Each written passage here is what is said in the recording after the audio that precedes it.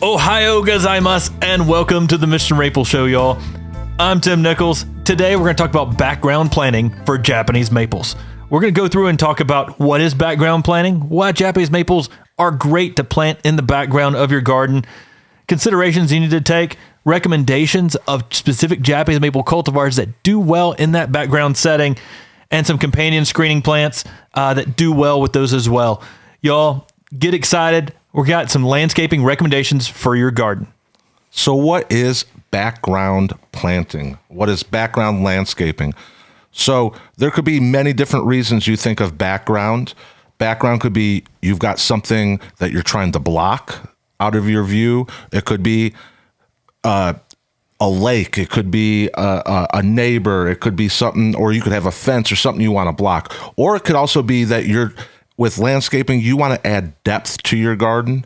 And it could be absolutely as simple as your background planting is to add that depth to carry that landscape back. I mean, the background is what your eye continues to look at in your garden all the way through your landscape. So, if you've got something short back there, your eyes are just going to sort of get lost. But if you give it a backdrop, your eyes are going to continue on to what you're looking at. And so it's kind of neat on how you can control how people perceive your garden based on what your background planting is. Someone who's doing a background planting that's trying to, have a backdrop of a view is going to use a backdrop planting very differently. I mean, they may use, shorter plants out there, while someone who, just not trying to block something is going to use something that's very thick and dense. And it's going to be very different in the way they perceive their background. Absolutely, yeah. If you got a beautiful scene behind you, you don't want to block it. You want to see it, but you want to beautify that. But like you say, if you got something if your neighbor's got a dumpster that you don't want to look at, you want to block that. Yeah, and background plantings, they're very different on how people approach them based on where you're at. I mean, if you've got a mountain view, obviously, you're trying to make that part of your background planting. You've got God's creation out there, which is awesome. If you've got a lake view, that is awesome. You don't need to have a huge, massive background planting out there. What a typical background planting is in the landscape are larger trees that sort of give you this feeling that is, the edge of your property, that is your garden. And so you can keep that consistent across your garden, that same kind of theme that you have throughout the rest of the garden. Now, you might be asking why Japanese maples for a background, and I'll tell you, I like Japanese maples for background planting because there's such a wide variety that you have so many choices of textures and colors to use for that background planting. I mean, that's an excellent point on the textures that they provide, because you have ones with small leaves, ones with large leaves, ones with crumpled leaves, leaves that cup down almost like a starfish with peve starfish. I mean, you have so much variety when it comes to Japanese maples. Also, they're very low maintenance. So Japanese maples, once you plant them out there and they get established, while they grow up out, some of them can grow from anywhere between 3 inches to 1.5 feet in a year, depending on the variety. You can have a tree out there that will grow and take care of itself and be very beautiful and just grow with age and make a statement out there in the garden. And that's why people love Japanese maples. It's because they're dynamic in the spring, they're dynamic in the summer, they're dynamic in the fall, and they give such a presence out there in any landscape and garden, and they're so darn easy to grow. Absolutely. Now, there's always going to be considerations that you're going to have when growing or deciding and choosing what plants you want to put for your background. So some of those considerations, and like we kind of hinted on it before, but what is your background? Yeah, I mean, if you've got different backgrounds, a typical background planting, though, is blocking what's behind you. And sometimes that can be a fence. Sometimes that can be an unsightly seen neighbor. Sometimes it could just simply be, this is your landscape and garden, and you want to maximize the impact of your garden itself. And so typically for size, we're looking for something that's taller. We're looking for something that's going to get out there a little quicker. And that's what a typical background planting is trying to figure out which trees will get out there and make a statement in my landscape pretty quickly. And along with that, you want to consider the color of what your background's going to be. When choosing your background, you got to think For a landscape or a garden that really pops, you have colors that contrast with each other and those textures. So along with those colors, you need to kind of choose what color you're going to have that background for whatever you plant in front of it to contrast with it. I mean, that's an excellent point. Someone who's in a forested setting might be able, if they've got a clearing, cleared out, might be able to use a red or a yellow Japanese maple out there to contrast with the background to really make a bolder statement in their landscape. Or if you've got a backdrop that doesn't have good fall color, by planting something that does, you can have a dynamic presence out there in the fall as well. I mean, you have to sort of play with what you have. Someone who's in a subdivision lot and you're trying to block out your neighbors, you might plant an evergreen screening around the backside and then right directly in front of that, plant some colorful Japanese maples. Absolutely. And then also that kind of leads into shape. What kind of shape do you want your background to be? You might be in some situations where you need verticality to block or to accentuate what you want your background to be. So that shape, do you need something that's tall? Do you need something that's wide? Do you need something that's kind of in that medium range? Because again, you may not want to completely block the view. Yeah, and that's something to really consider is we've got Japanese maples with more narrow shapes. And that's going to be something like a Tsukasa silhouette that stays fairly narrow, or Twombly's Red Sentinel. It gives you some vertical interest out there, but they don't get too wide. While other items, other trees, maybe like a burgundy lace, they're going to be a little bit wider than they are tall. And so you've got a lot to play with when it comes to shape and the diversity that's in Japanese maples. One of the main things to do is plan out your backdrop. Think about how things are going to contrast, how things you want to be consistent. And typically when people are planting things that are similar, they go within groups of 3s or 5s, and they sort of stay away from planting when they're doing a mass planting of things in even numbers. Absolutely. And then just like anything that you put in the ground, you need to consider sun exposure. You can't, if you said before, you have that clearing. Well, if it's completely clearing and you have nothing overhead, you don't want to stick something in there that's not sun tolerant. You want something that's going to thrive in that spot. So at MrMaple.com, we do over 1,000 varieties of Japanese maples. We actually do over 1,500 different varieties of Japanese maples. So next we're going to give you some recommendations for good background planting Japanese maples. These are trees that are fairly heat tolerant. So if they're in a more sun situation, they can handle it. They're vigorous, so they get out there and make a statement pretty quickly, but they each stand out in their own respects. The first one I've got on my recommendations for a great background planting is Acer palmatum dissectum ceru.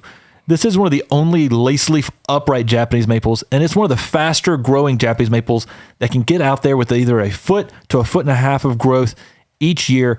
And it's got some good red fall color. I mean, it's dynamic.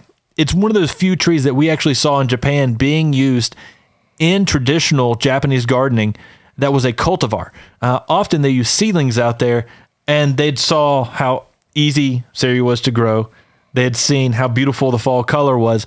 And so it really fit with many of the other trees in Kyoto, but it gave that soft presence because it has that lace leaf, which is different than your typical palmate. So a unique texture out there in the landscape. Oh, ceru is such a versatile tree. I like it for so many different reasons, but one, you talk about that it's a vigorous grower. So it's going to get up there, and it's a green lace leaf. So it gives you that lace leaf texture, but it gives you size, and it fills in that background. And what's so great with the color, that green that it gives, that for that background, it gives you vertical interest as well for your background, but it also sets up that background. So when you start getting planting in front of it, it contrasts with it, with the textures and colors. You can use all different sorts of colors in front of it, and it's going to pop. And ceru makes a beautiful specimen out in the landscape. And if you go visit a garden, typically it's one of the larger specimens in most gardens because it grows so quickly. So it may not always be the oldest Japanese maple in a garden, but is often one of the biggest because of how quickly it grows. And that means it's got this nice wide-spreading form that's going to make a beautiful tree out there in your background planting. And I always think of it acts as a great shade tree for anything in front of it as well. So if you have something else that you want to plant that needs that shade, excellent tree for that shade. Next up on my recommendations for great background plantings, we've got Emperor One. Emperor 1 is a fast-growing, red upright, heat-tolerant Japanese maple, selected by Dick Wolf from Red Maple Nurseries, and it leaves out 2 weeks later, so avoids later threats of frost. It gets out there. It's one of the faster-growing red uprights, and it can handle a higher heat than other red uprights. Excellent tree. Again, for that background. Now you're moving away. A lot of people, traditionally you think you see backgrounds, and a lot of people go with green as their background. Well, now you have that opportunity to switch that up. I mean, I love color, and Color Blast is the name of the game when it comes to landscaping and gardening. If you put the color out there and contrast with the other trees and show what makes Japanese maple special, it can still add a lot of color out there in the landscape, but still be in the background. And if you plant that red in the background, then in the forefront of that, you can plant your greens or your yellows or other colors that's going to contrast off of those darker red colors. And so always think about how to sectionalize off your garden. And if you've got a green backdrop behind it and you put a red in front of it, you've just sectionalized off your garden and sort of showed, I've got this color now, this deep burgundy to bright red in the spring that contrasts so well with everything else in the garden. And then talking about that color, I said, Tim, got to have a yellow, and we're going with hot blonde. We're talking about heat tolerant, vigorous grower. But what's really cool about using yellow as a background planting is that yellow brightens up. And when you brighten something up, you add depth to your garden. So you might use that as your backdrop, as your background, but you're adding that depth just because of that yellow color. I mean, your eye is naturally just drawn to the yellow of hot blonde. It's an Acer Olive random selection that we introduced here at Mr. Maple as part of our Heat Seeker series. The thing I love about hot blonde is it gets out there quickly, so it makes a bold statement as a tree in the landscape very quickly, and it gives you that bold yellow color. It's one of the few yellows that can handle a full sun situation in a lot of hot parts in the United States. You don't have to be in a hot zone, though, to grow hot blonde, though. I mean, it is a beautiful tree and gets out there quickly. And that yellow color contrasts with your greens, your reds, and brings out every shade of green in the landscape. So by putting that out there, you're naturally going to start identifying different shades of green rather than just one bland green color out there. Yellow does so much in the landscape. It's underutilized. And hot blonde itself, it's yellow, it's heat tolerant, it's fast growing, but it does have a phenomenal fall color. One of the best fall color Japanese maples of them all, with some really nice, just like pink red kind of colors, which is outstanding. One of the best colors of fall of any Japanese maple. When you have something like that that's dynamically different in the fall, you get the changes of the seasons. And that's often what people think about with background planting. Traditionalists may go with an Acer rubrum, but those are boring. And if you put something out there like hot blonde, you've got something that grows fast. You've got something with yellow color out there. There's no Acer rubrums out there with that yellow color.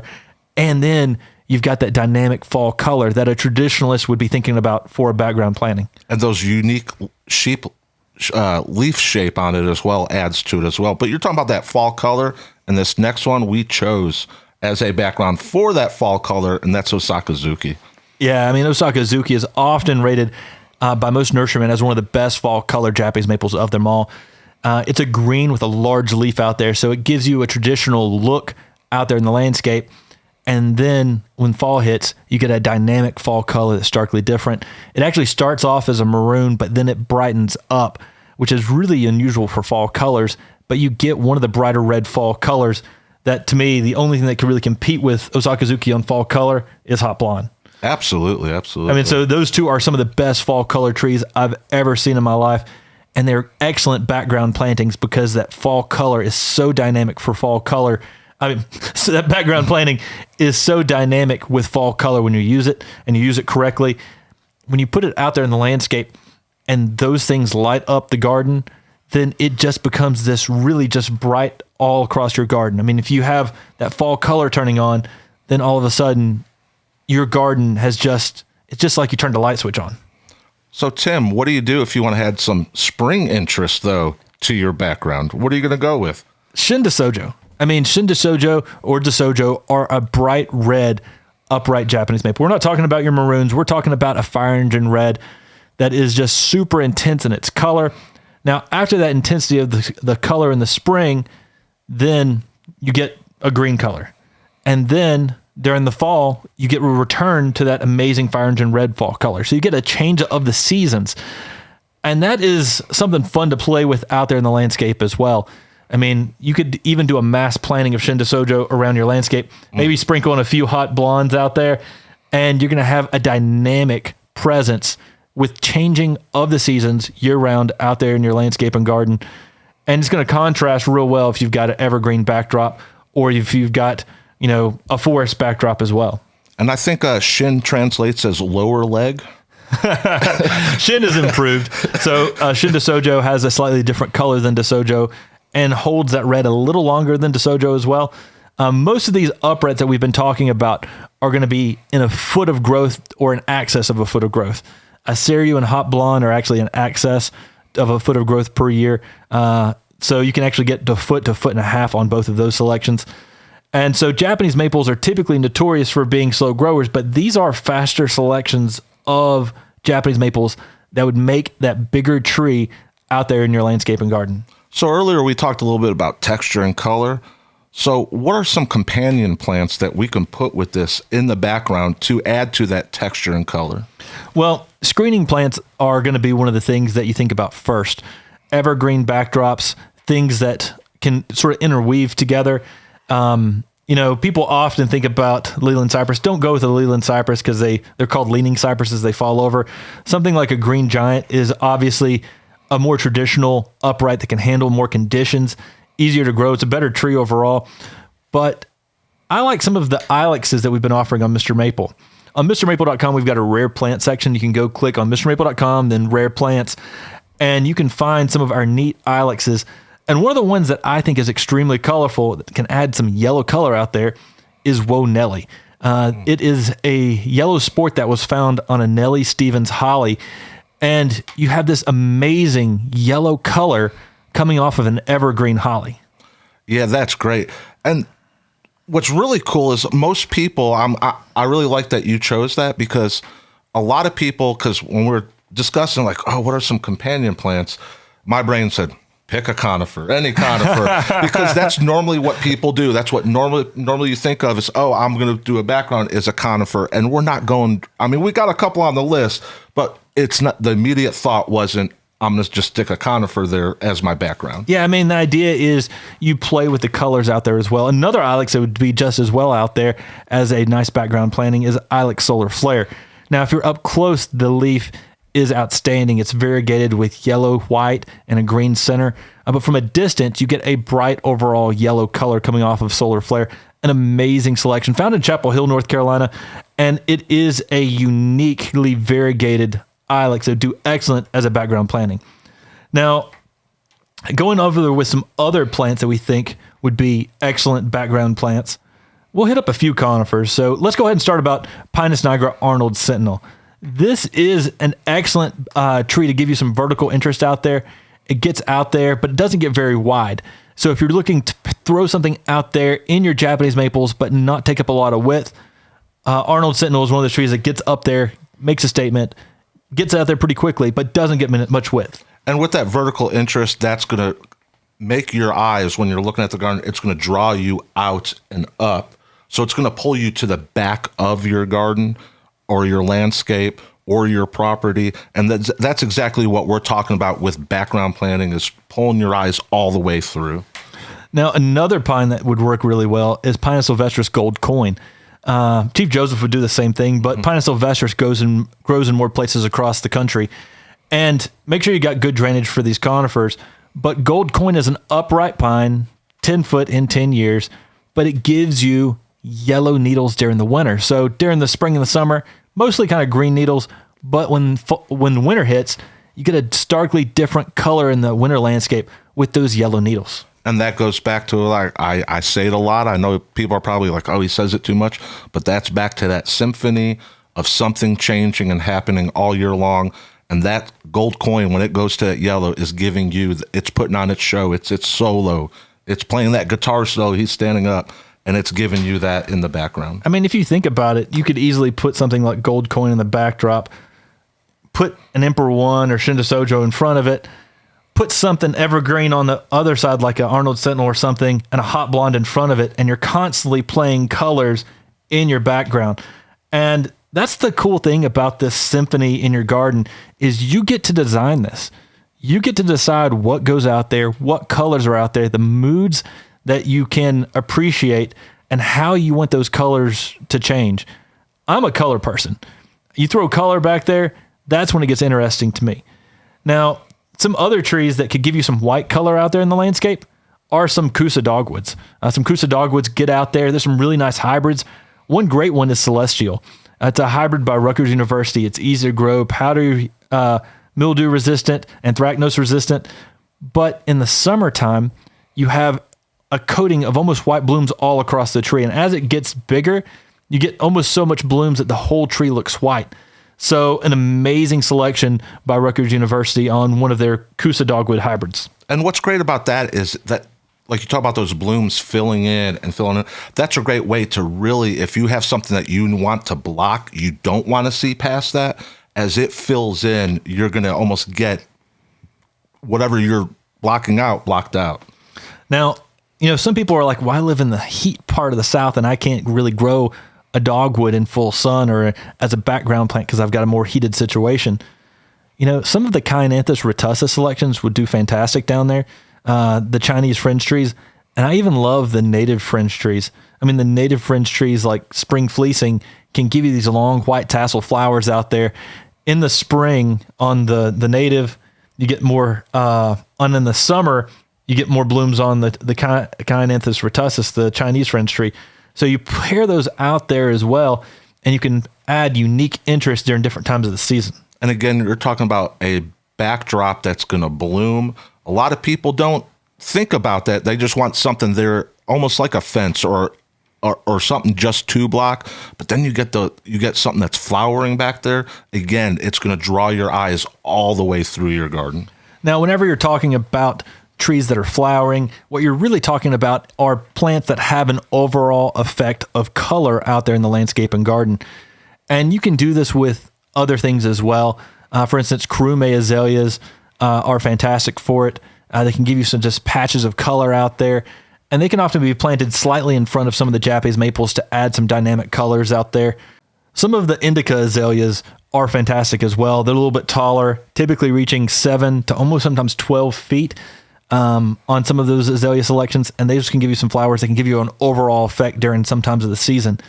Now, while we didn't recommend many of the flowering Japanese maples, and I say flowering, the Japanese maples like Shindosojo that have a spring interest and a fall interest, and when they leaf out, their leaves are almost like blooms. There's a whole lot of those that you can play with there in the backdrop to add unique color pops all around your backdrop. And with all of these, whether we're talking about the actual Japanese maples to use as a backdrop or the companion plants, a lot of people like to just mass plant, get one thing and mass plant it as their background plant. Don't be afraid to mix these up, to add those colors and textures and movements all through your garden as your backdrop. Don't feel like I just need to purchase one kind, a bunch of them, and mass plant them as my backdrop. Mix them up. Let that symphony play all through. I mean, diversity is the flavor of life. And when you actually get to play with all the different selections that you could do with Japanese maples, pair these with some cool companion plants, and you really think out what you want out there in your backdrop, and you get some great Japanese maples back there giving you some amazing colors, you can make a background planting that is going to be just amazing and add so much to your landscape and garden. And then we haven't even gotten to any other parts of the garden. We're just talking about the backdrop. So choosing from these and building that backdrop just is going to electrify your entire garden as a whole. Now, if you're just getting into gardening and you want to check out more of these videos, we've recently just did another video on foundational plantings and why Japanese maples make great foundational plantings. And you can go check that out and see some of our recommendations that we have for Japanese maples that can do right up next to your home. Some great ideas there and some things you should consider. Hey, if y'all like these type of videos, be sure to hit that like button. And our list of companion plants and Japanese maples, if there's something you've used as a companion plant or as a Japanese maple that you used for your background planting, let us know in the comments what you've used and why you like it. Y'all, thanks so much for jumping in today. Make sure you like, subscribe, and share. We'd really appreciate if you shop with us on MrMaple.com. Take care. God bless. And have a great day.